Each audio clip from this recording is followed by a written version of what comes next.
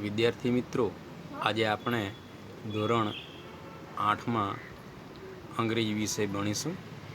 અંગ્રેજી વિષયમાં unit 2માં activity 4 ભણીશું. બરાબર? તો એક્ટિવિટી 4ની અંદર એક સ્ટોરી આપેલી છે, સોંગ ઓફ સોંગ્સ, એટલે ગીતોનું ગીતના અર્થમાં લઈ શકાય. તો એ આપણે સ્ટોરી જોઈએ. શું કહેવા માંગે છે? The great ruler of India. Great એટલે મહાન, રૂલર એટલે રાજા અથવા શાસક. બરાબર? ઇન્ડિયા એટલે ભારત, કે ભારત દેશના મહાન શાસક, એવી રીતે અર્થ લઈ શકાય કે ભારત દેશના મહાન શાસક Akbar had 9 gems in his court. Akbar એ રાજાનું નામ છે. અને બીજો શબ્દ છે હેડ. હેડ એ હેવનું પાસ્ટ ટેન્સ છે. અને પછીનો શબ્દ છે જેમ્સ. જેમ એટલે રત્નો, સોના ચાંદી જેવરાત વગેરે. એ બધા રત્નોના અર્થમાં લેવાના છે, પણ એ રત્નોના અર્થમાં નથી, પણ વ્યક્તિના નામ. બરાબર? કે મહાન વ્યક્તિ જે સંસ્કારી હોય, જ્ઞાની હોય, બધી જ બાબતનું સોલ્યુશન કરતા હોય, તો એના માટે શબ્દ વાપરેલું છે રત્ન.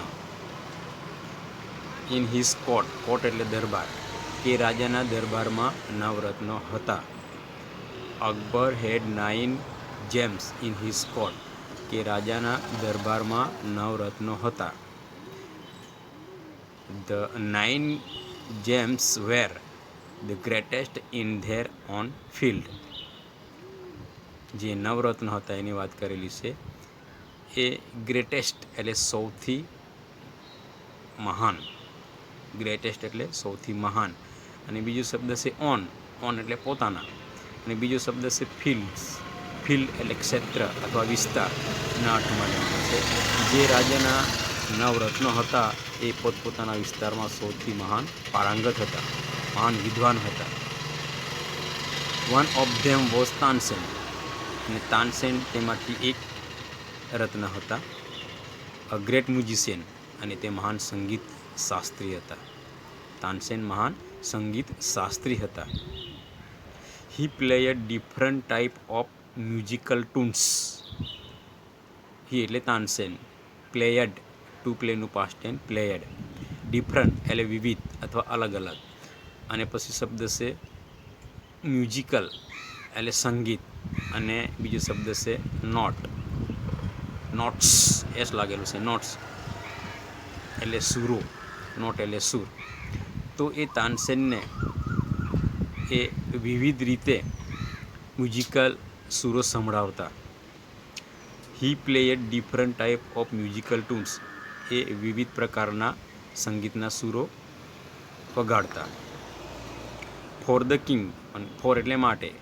કોના માટે? રાજા માટે. ફોર ધ કિંગ એટલે રાજા માટે. એ રાજાને વિવિધ મ્યુઝિકલ સુરો સંભળાવતા હતા. હી પ્લેયડ રાગ લાઈક. લાઈક એટલે જેવા કે. તે કેવા કેવા રાગ ગાતા હતા એની વાત રજૂ કરેલી છે. હી પ્લેયડ. પ્લેયડ એટલે વગાડતા, ગાતા. હી પ્લેયડ રાગ્સ લાઈક જેવા કે Malkauns, Deepak, Kedar, Malhar, etc. Etc means વગેરે વગેરે. તો આ 4 પ્રકારના જે રાગ છે એ રાગ એ રાજાની સમક્ષ દરબારમાં ગાતા હતા. તાનસેન મેડ સમ ઇનોવેશન ઇન મલ્હાર રાગ એન્ડ ક્રિએટેડ મિયા મલ્હાર રાગ. તાનસેન મેડ, ટુ મેકનું પાસ્ટ ટેન્સ મેડ આપેલું છે એટલે બનાવ્યા.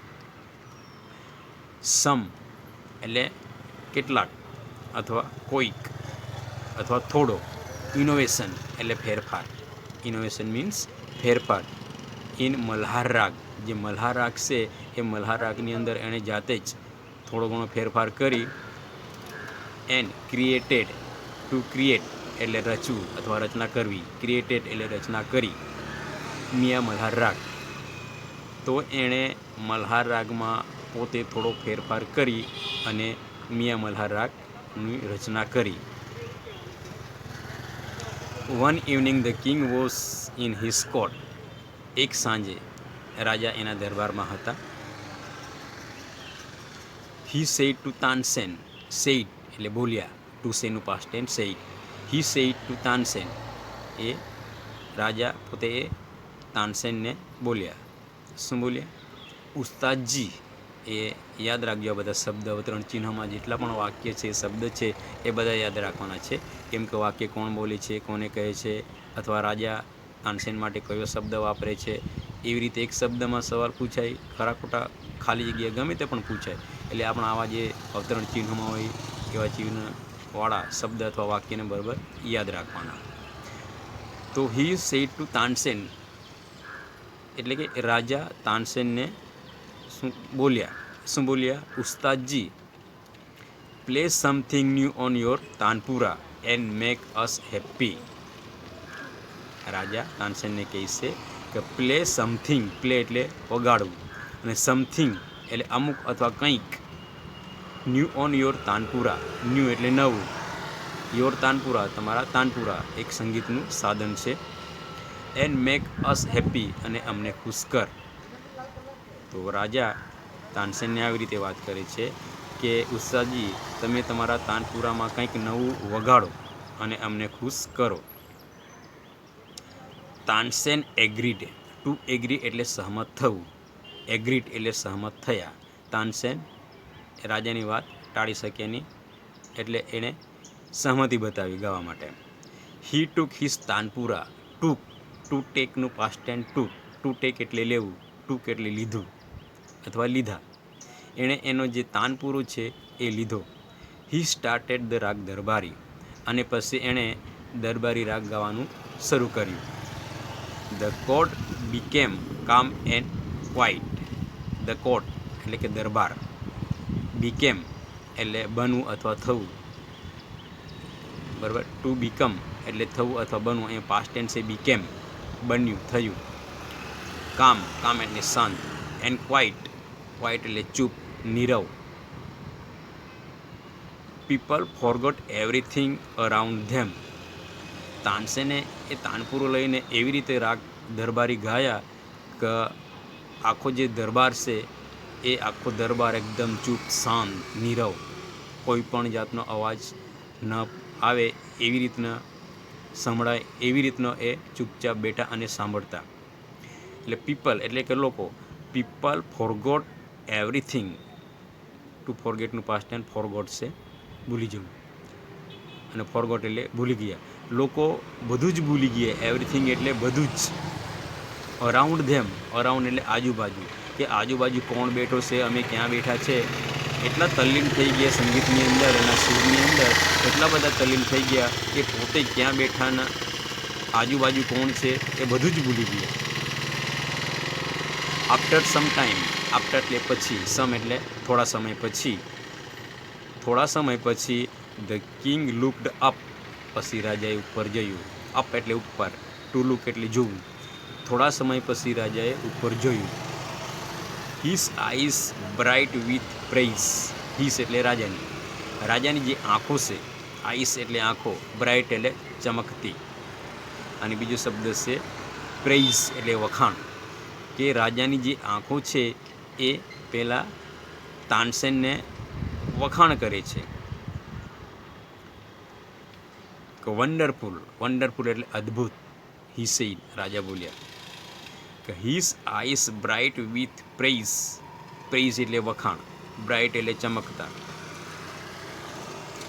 અને વન્ડરફુલ એટલે અદ્ભુત, કે રાજા પોતે પણ વિચાર કરતા થયા એની જે આંખો છે એ આંખો એકદમ ચમકતી અને કેવી વખાણ કરે એવી, કે રાજા પોતે એ વખાણ કરવા લાગ્યા તાનસેનના, અને બોલ્યા, શું બોલ્યા? વન્ડરફુલ, અદ્ભુત, એવી રીતે.